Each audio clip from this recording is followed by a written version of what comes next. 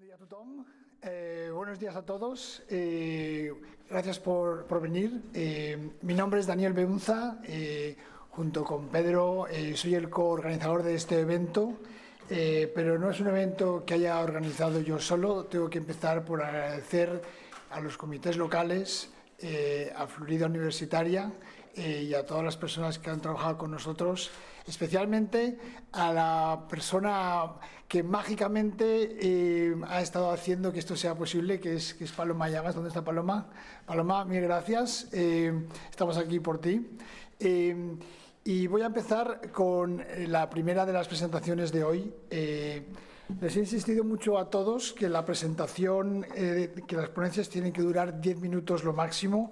En la mía pensaba combinar una introducción al evento con mi propia presentación, pero como está bien que se cumplan las normas, lo que no se puede hacer es que el organizador empiece por saltárselas. De manera que he pedido a unos colaboradores clave que ayuden con los tiempos. ¿Dónde está Bárbara? Bárbara, ¿me puedes decir cuando me falte un minuto y cuando ya sea el momento de acabar? Gracias.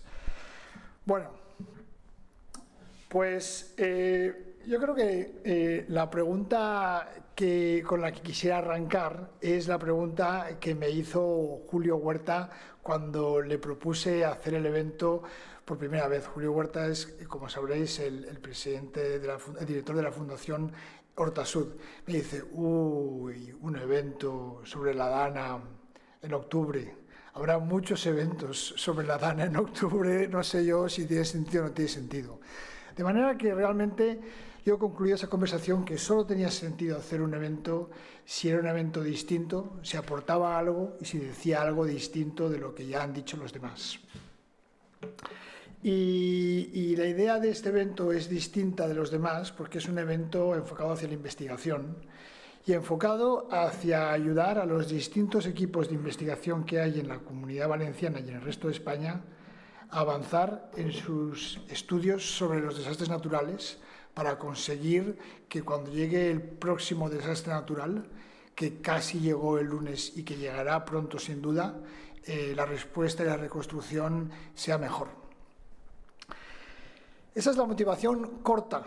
Pero hay una motivación larga y además este evento es un evento doble que tiene una parte académica por la mañana con vosotros y con algunos de vosotros y con otras personas una parte de encuentro por la tarde de la que tenemos que evaluar a la luz de las recientes noticias internacionales y ya iré dando más información. Pero la respuesta larga a por qué este evento, para dar esa respuesta larga quisiera contaros una historia.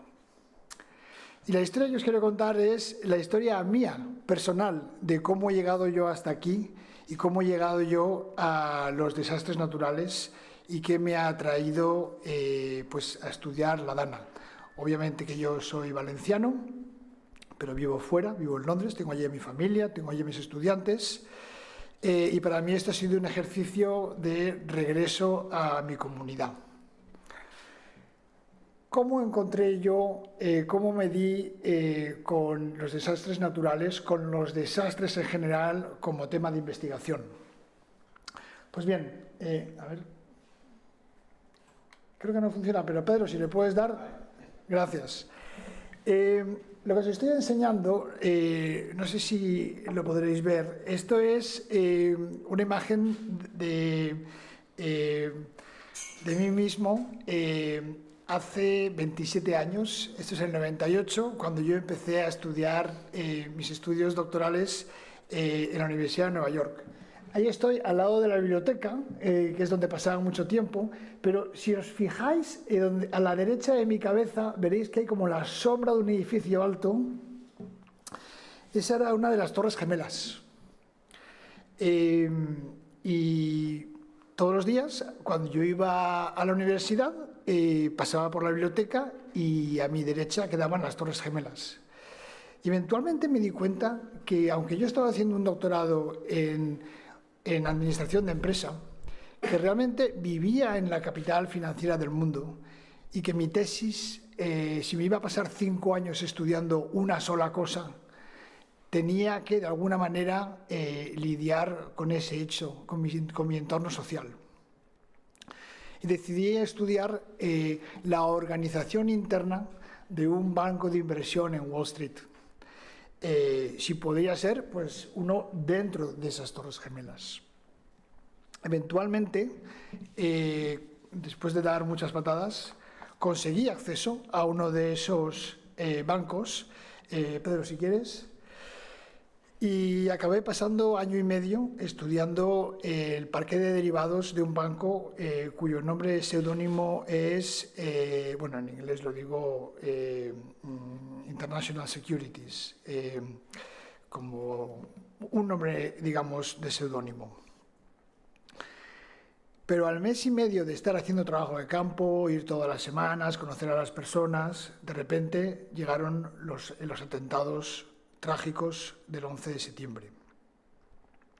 Y en aquella época yo vivía en el norte de la isla, en Harlem, donde era más barato tener una habitación de estudiante. Yo te digo, Pedro. Y bueno,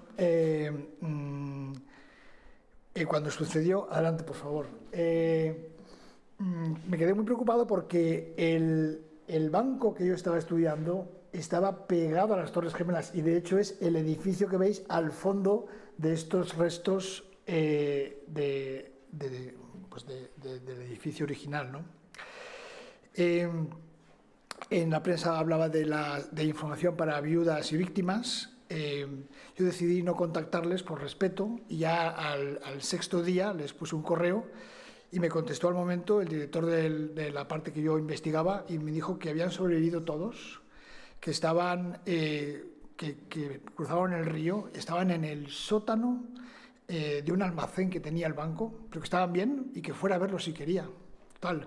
A mí me faltó tiempo para ir a verlos y pasé todo 1 año estudiando su proceso de reconstrucción. Adelante. ¿Yo puedo? A ver. Muy bien. Imaginaros el contraste entre esto y los rascacielos de Wall Street. La primera visita y las visitas siguientes fueron muy inspiradoras porque lo que vi es a gente que era flexible con su trabajo, gente que estaba ganando millones, se había reconvertido a hacer tareas de electricista, tareas de carpintero, poniendo mesas. Todo el mundo estaba trabajando junto de manera cohesiva y solidaria para poder construir, improvisando, un parque financiero en el propio sótano de la sala. Pero lo interesante es que a medida que profundicé en la investigación, a los 2 meses, y aquí os enseño una foto, estos no eran mis traders, pero eran los de un banco parecido. Y este era el tipo de entorno en el que estaban. A los 2 meses, la mitad del parque financiero se levantó y se fue. Y le retaron al banco y le dijeron que ya no podían seguir trabajando en esas condiciones, comiendo de bocadillo, utilizando váteres químicos, 1 hora y media hasta llegar al trabajo, y que exigían oficinas en el centro de la ciudad. El banco, que sabía el valor que tenían los empleados para él, decidió acceder y les alquiló oficinas en la calle 55, donde están algunos de los hoteles más lujosos de Nueva York. De manera que de repente el parque financiero se dividió en 2. La premisa del parque era juntar a todos en el mismo espacio para crear información y conocimiento y interacción informal, y de repente la propia premisa básica estaba cuestionada porque estaban divididos en 2 mitades y no se comunicaban entre sí, lo cual creaba una amenaza para el banco aún mayor de la que planteó en su momento el 11 de septiembre. Pues bien, yo no entendía nada, decidí escribir 2 artículos, uno sobre la recuperación y la solidaridad y otro sobre el conflicto que de repente se planteó. Pero lo que no acababa de entender yo es cómo se pasó de esa solidaridad y esa cohesión a de repente conflicto y esta lucha política por dónde nos vamos a ubicar. Pues bien, pasados 10 años todo esto lo aparqué y lo recuperé cuando llegó otro gran desastre que fue el COVID y con un colaborador nos dedicamos a reanalizar y reinterpretar mis notas etnográficas y lo que acabamos entendiendo es la diferencia fundamental que hay entre la emergencia y la reconstrucción. Y esto es algo que otros sociólogos de los desastres ya han destacado, como por ejemplo Kathleen Tierney. La reconstrucción implica papeleo, no bombear adrenalina como es la emergencia. La respuesta a la emergencia implica solidaridad, urgencia y cohesión. La reconstrucción implica agotamiento, conflicto y división. Y sobre todo entender que lo que acaba siendo la nueva normalidad, una expresión que se puso de moda con el COVID, no es otra cosa que la tregua a la que se llega después de un conflicto sobre distintas visiones. Un minuto. Pues bien, tras esta apreciación de la dimensión política de las emergencias, lo presenté esto en Ingenio, que han sido increíblemente generosos conmigo en todo este proceso y también albergando este evento. Y empecé a hacer un estudio sobre la reconstrucción trasladana este pasado enero, estudiando distintos lugares donde hay debates y controversias sobre cómo reconstruir a nivel municipal y a nivel de los comités sociales, de los comités locales y con el privilegio de haber conocido a Toni Valero, que está aquí en la esquina. La foto esta es pública, por cierto, aquí tenéis el vínculo de Instagram donde podéis acceder a ella. Pues bien, la reconstrucción implica conflicto, la reconstrucción implica política y la... Pedro, no me está funcionando, dale otra vez, por favor. Vale, dale otra vez. La sociología de los desastres, por ejemplo, el trabajo de Rubin, ha destacado, y otros trabajos, las dificultades que tienen las administraciones públicas en dar respuesta a la reconstrucción por la ruptura que supone entre distintos ámbitos sociales. Aquí en el gráfico tenéis administraciones federales y de los estados, esto está en Estados Unidos, y perdón por el inglés, no me dio tiempo a decir a ChatGPT que corrigiera la presentación y lo pusiera en un idioma castellano, valenciano, y abajo las necesidades de la comunidad. Frente a esto, desde el mundo académico se ha preconizado, adelante Pedro, la idea de la resiliencia comunitaria, que viene a decir que es tu vecino realmente, la persona que te va a avisar del próximo desastre.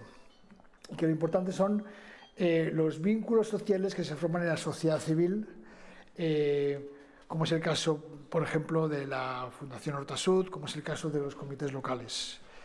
La resiliencia comunitaria, que es una solución extremadamente importante e interesante, tiene sus limitaciones y entre ellas el ser instrumentalizada para políticas neoliberales que minimizan el papel del Estado en la reconstrucción.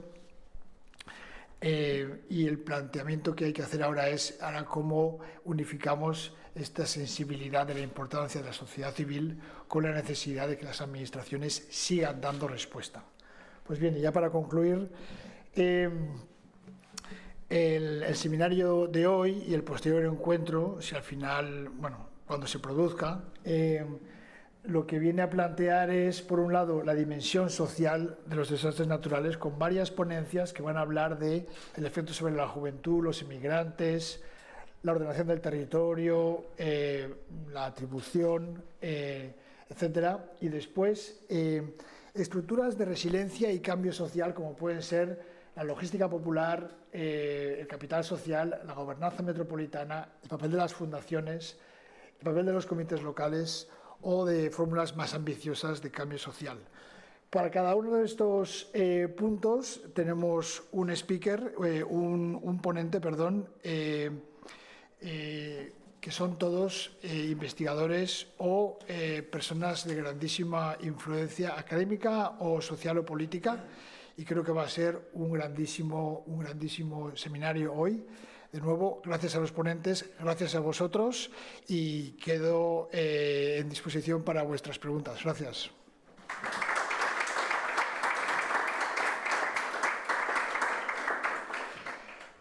Ahora, en términos de reglas, creo que yo empecé ahí 10. Propongo que nos tomemos 10 minutos, y que eso nos pondrán ahí 35, 10 más, 45.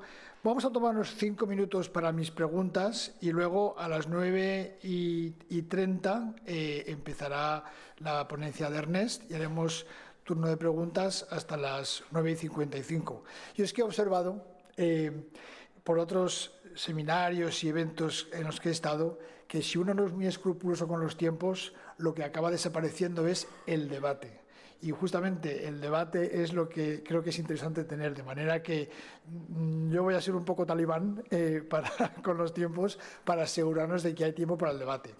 Entonces, ahora, en los 5 minutos que tenemos hasta y media para cuando empiece Ernest, preguntas, reacciones, etcétera, para mí. 10 y 10. Si tienes 10 minutos cada uno. Vale, 10 minutos. Venga, pues me dice Pedro que tengo 10 minutos en vez de 5 para preguntas. Ok, pues las cojo yo mismo. Valentín. Perdón, ¿puedo solo añadir una cosa muy rápida? Que hay gente en casa, y solo los que estáis en casa, si queréis hablar, por favor, levantad la mano en Teams, ¿vale? Y muchas gracias por estar ahí. Y Pedro, si Valentín habla al micrófono desde Teams, ¿se le oye? Vale. A ver, adelante. No, habla y entonces Pedro preguntará. Vale, pues muchas gracias por la presentación. Me pareció muy interesante lo que dijiste, lo que has vivido en Nueva York, que esa solidaridad y apoyarse el uno al otro del primer momento, pues luego se convirtió en división, conflicto, y que no entendiste por qué. Y pues quería preguntar si has encontrado alguna pregunta ese por qué, o sea, por qué ese cambio de unidad a conflicto. Claro.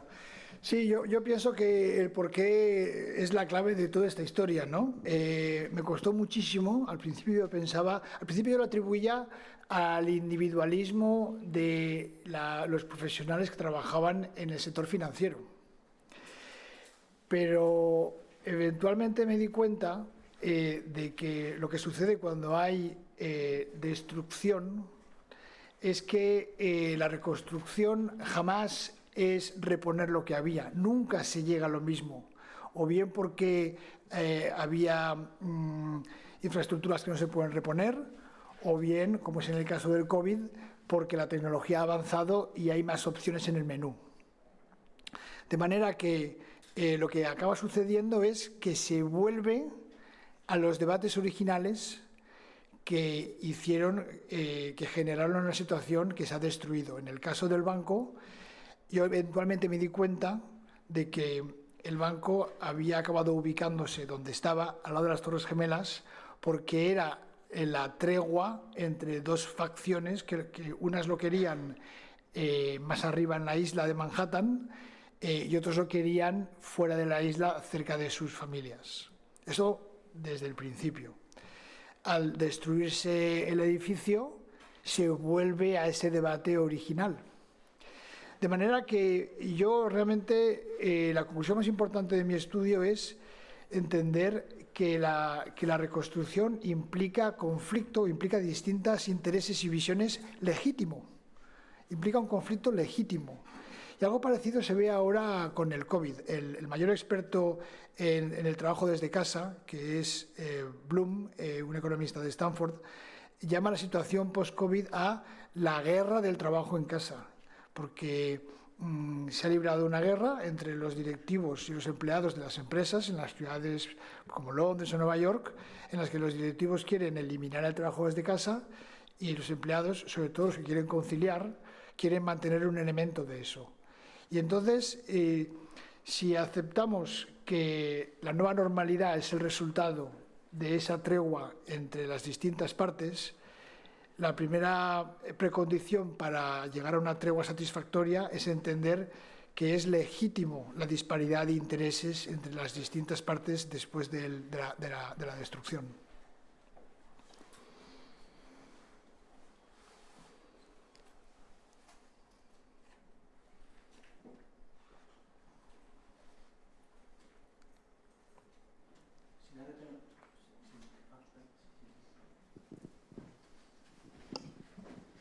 Por seguir con ese argumento, ¿y en qué papel juega ahí la participación de las partes implicadas en la resolución de ese conflicto, ¿no? Sea cual sea la resolución? O sea, ¿cómo es mejor o peor en función de la participación de las partes implicadas? Entiendo. Claro, absolutamente. Entonces,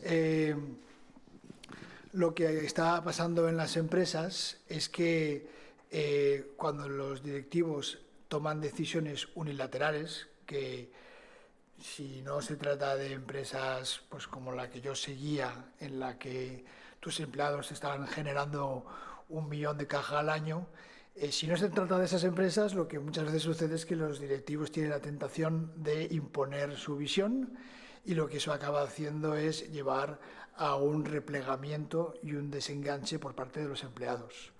Esto trasladado al ámbito de la DANA, a mí lo que me lleva es a ser consciente de la importancia del diálogo y de que la reconstrucción se haga teniendo en cuenta a las partes afectadas. La paradoja es que la propia respuesta al desastre ha creado una brecha entre las instituciones y la ciudadanía que está impidiendo ese diálogo. Y entonces, ahora la pregunta es cómo se recupera ese diálogo. Y bueno, un poco la idea de la segunda parte de este evento era hacer un experimento en diálogo, no con administraciones, pero sí entre las personas del Horta Sud afectadas por la DANA en mayor o menor medida, y los académicos, que no tenemos ningún poder de decisión, con lo cual entiendo que el nivel de conflicto pues es prácticamente inexistente, y si sale la versión fácil, igual es más fácil pensar en la versión difícil. Lo que pasa es que, como hemos dicho, la parte de la tarde tenemos que evaluar qué pasa con ella a la luz de los acontecimientos que ha habido ayer y hoy con Gaza, pero de esto luego hablaremos.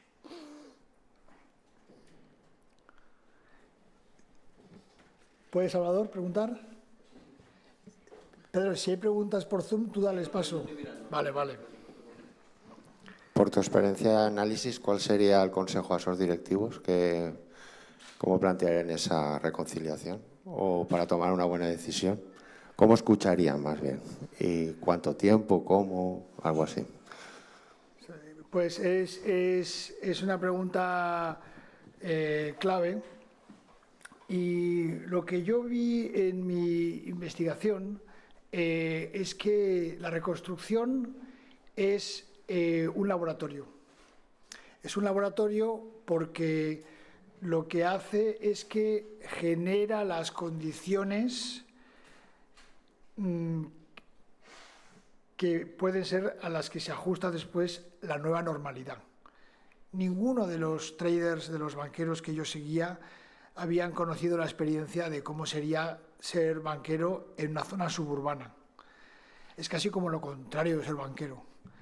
Y algunos de ellos igual tenían fantasías de que era una cosa pues, muy glamorosa o interesante o descansada, y la reconstrucción, el tener que estar ahí de manera obligada, les llevó a experimentarlo.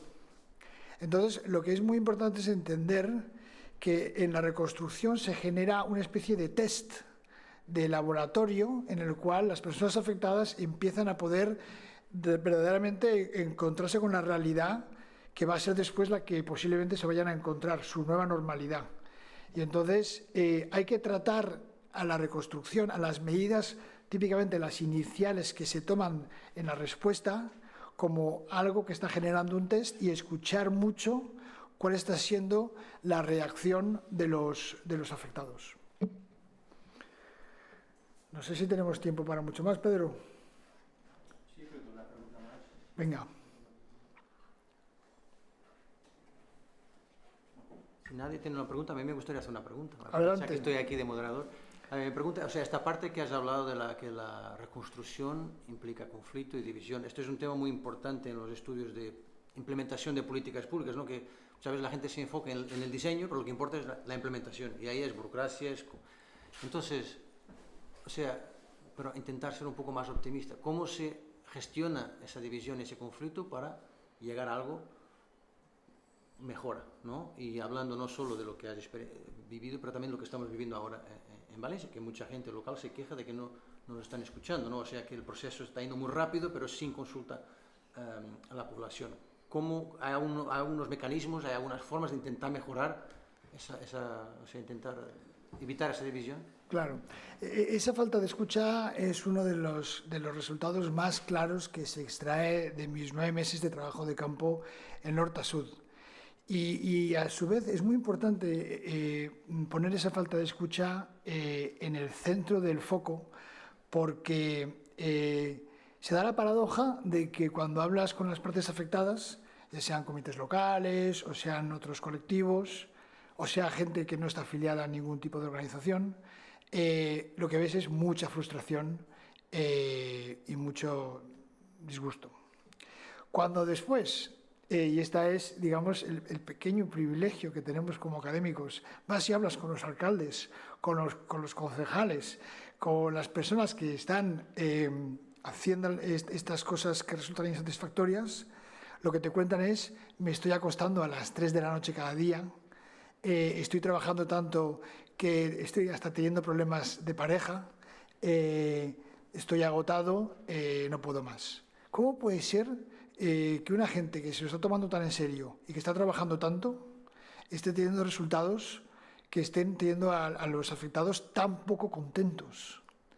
Y yo pienso que la respuesta es esa falta de diálogo.